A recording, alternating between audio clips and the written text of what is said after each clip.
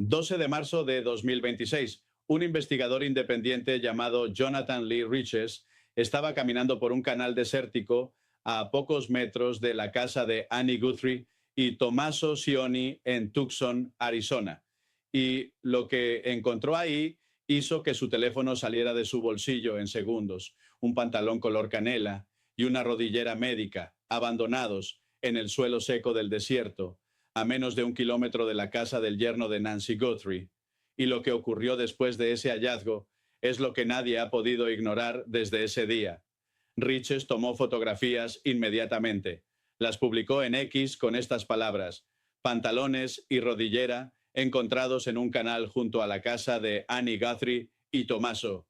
Notificamos a las autoridades, y junto a esas imágenes publicó una segunda foto: Nancy Guthrie junto a su hija Savannah Guthrie, sonriendo, usando un pantalón color canela que en la imagen se veía idéntico al encontrado en el canal. Idéntico en color, idéntico en corte, idéntico en tono. El Internet explotó. En cuestión de horas, el hashtag Nancy Guthrie estaba en 500.000 menciones. Canales de crimen real en YouTube tenían millones de vistas. Y la pregunta que todo el mundo estaba haciendo era la misma: ¿son esos los pantalones de Nancy? La respuesta oficial tardó, como siempre en este caso, más de lo que debería. El departamento del sheriff del condado de Pima no confirmó ni negó públicamente que los artículos pertenecieran a Nancy Guthrie. Recogieron los objetos para análisis forense, eso es todo lo que dijeron, pero el análisis de lo que ese hallazgo significa en el contexto de toda la investigación es exactamente lo que los medios principales no han conectado con suficiente claridad. Primero, la ubicación. Ese canal desértico está a corta distancia de la casa donde Annie y Tommaso viven, la casa donde Nancy tuvo su última cena la noche del 31 de enero. La casa desde la que Tommaso Cioni salió con Nancy en el auto a las 9:30, 9:48 o las 9:50 de la noche, dependiendo de la versión del reporte que estés leyendo, porque ese detalle nunca fue consistente entre las primeras versiones oficiales. El canal desértico está entre dos puntos críticos de la cronología: la casa de Annie y la casa de Nancy, en la ruta entre ambas propiedades. Segundo, el pantalón. Los investigadores creen que Nancy fue sacada de su casa en sus ropas de dormir. Esa es la hipótesis oficial, pero nadie ha confirmado qué ropa llevaba puesta Nancy en el momento de la abducción. Nadie sabe con certeza si Nancy fue sacada en pijama o si todavía llevaba la ropa que usó durante la cena. Si fue sacada con la ropa de la cena, ese pantalón color canela es exactamente el tipo de prenda que llevaría puesta. Y si ese pantalón fue descartado en un canal desértico cerca de la casa de su hija, eso genera una pregunta que los investigadores deben responder con evidencia, no con silencio. Tercero, la rodillera. Los registros médicos públicos de Nancy Guthrie indican que padece presión arterial alta, problemas cardíacos y depende de un marcapasos. No hay registro público de que use rodillera, pero Nancy tiene 84 años con movilidad limitada. El sheriff Nanos describió públicamente que ella no podía caminar 50 yardas sola. Una rodillera en una persona de esa edad con esa movilidad no es inusual, no es extraño. Es exactamente el tipo de dispositivo de apoyo que una mujer de 84 años con dificultades para moverse podría usar sin que nadie lo haya documentado en registros públicos. Y aquí está lo que hace que este hallazgo sea imposible de ignorar: un par de guantes negros fueron encontrados cerca de la escena del crimen original en la casa de Nancy. El departamento del sheriff confirmó que fueron sometidos a análisis forense. En esos guantes potencialmente existe ADN del secuestrador. Un objeto vinculado directamente con el crimen fue encontrado cerca de la escena. Y ahora, semanas después, un pantalón y una rodillera aparecen en un canal desértico cercano a la casa de la familia. Dos hallazgos físicos, dos locaciones distintas, un mismo patrón geográfico alrededor de las propiedades conectadas con el caso. Ahora hay que hablar sobre lo que los investigadores ya hicieron en la propiedad de Annie y Tommaso antes de que aparecieran estos artículos, porque ese hallazgo no ocurre en un vacío, ocurre después de que el FBI y el departamento del sheriff pasaron semanas trabajando activamente en esa propiedad específica con herramientas forenses de primer nivel. Cellebrite fue utilizado en esa propiedad. Celebrite es la herramienta de extracción forense digital que el FBI y la mayoría de las agencias de alto nivel usan para vaciar completamente los dispositivos móviles. Mensajes, llamadas, historial de ubicación, fotos eliminadas, correos electrónicos, datos de aplicaciones, historial de búsquedas, todo lo que existe en un teléfono o tableta desde el primer día que fue activado hasta el día que fue entregado a los investigadores. Eso fue aplicado en esa propiedad. Luminol fue usado en el garaje de esa casa. Luminol es el reactivo que hace visible la sangre que el ojo humano no puede ver, incluso después de haber sido limpiada. Cuando los investigadores llegaron a ese garaje con luminol, tenían una razón. No aplican luminol de manera aleatoria. Lo aplican cuando tienen información de que puede haber habido sangre en ese espacio. La pregunta de si esa sangre fue detectada y de quién era no ha recibido respuesta pública. El Honda CR-V azul fue desmantelado, no revisado, desmantelado. El periodista Dave Mack confirmó que el vehículo estuvo en un taller mecánico bajo custodia policial, fue desmontado pieza por pieza y luego fue reensamblado. Los paneles internos fueron removidos individualmente. Los compartimentos mecánicos fueron examinados. El tapizado fue analizado. Los investigadores aplicaron ese nivel de examen porque creían que algo crítico podía estar oculto en lugares no visibles a primera vista.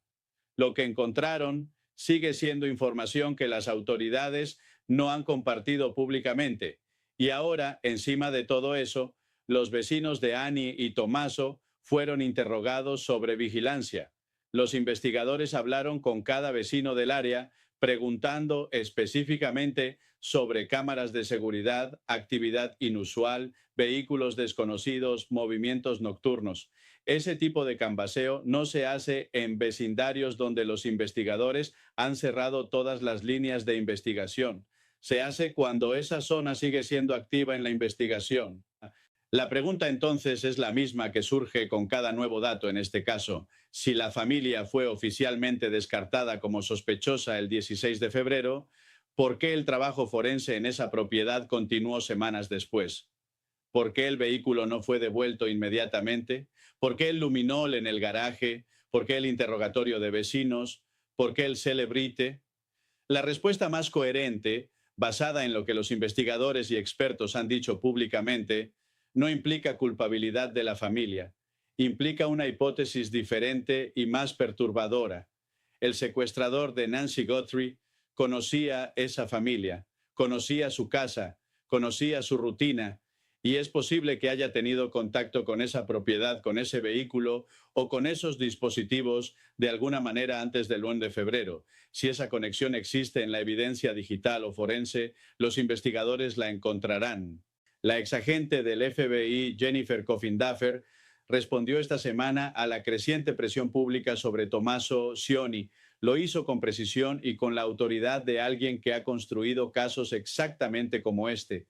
Coffin Duffer dijo que las comparaciones de la audiencia entre Cioni y el enmascarado del timbre se basan en suposiciones visuales, no en hallazgos investigativos verificables. No hay coincidencia física ni de comportamiento confirmada entre los dos.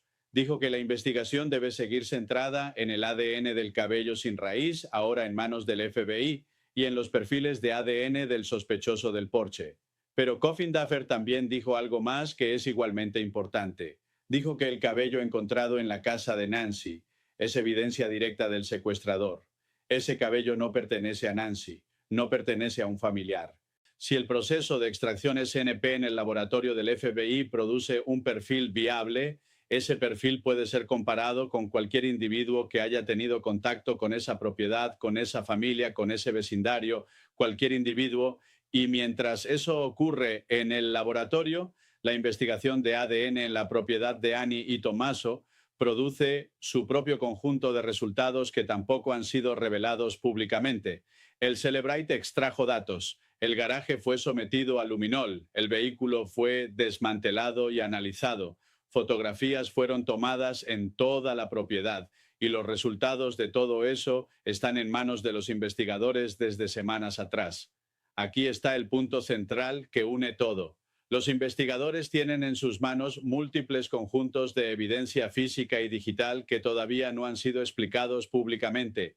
Tienen el contenido forense del Honda CR-1B, tienen los resultados del luminol del garaje, tienen los datos extraídos por Cellebrite de los dispositivos en esa propiedad. Seriously, including the pieces that complicate the theory. Half hours after that garage closed, the Pacemaker app on Nancy's phone lost its Bluetooth connection. Interpretation runs like this. Nancy was inside her. Under that reading, Nancy spent hours inside her home after the 9:50 drop-off before anything went wrong, and whatever happened to her happened inside, not in a garage during a 2-minute window 4.5 hours earlier. But here is what means the phone lost connection to the Pacemaker. It does not tell us where Nancy was at 2:28. It does not tell us her watch, her medications, her car was in the garage.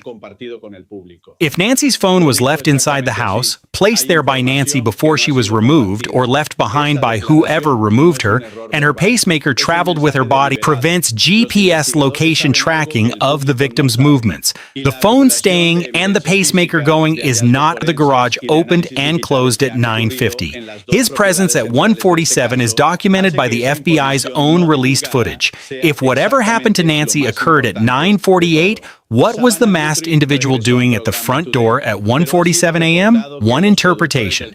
Nancy had already been removed from the property hours earlier, and the masked individual was returning to the front to destroy evidence of the earlier operation or complete a second phase of the plan. The most significant counter evidence is the pacemaker. At 2:28 in the morning, foreign into her cardiac device. The home near her phone until 2:28. Something happened at that moment. Either she was taken at 2:28 or she moved beyond Bluetooth range of her phone at 2:28, meaning the phone stayed and she did not. Confirms and what it does not.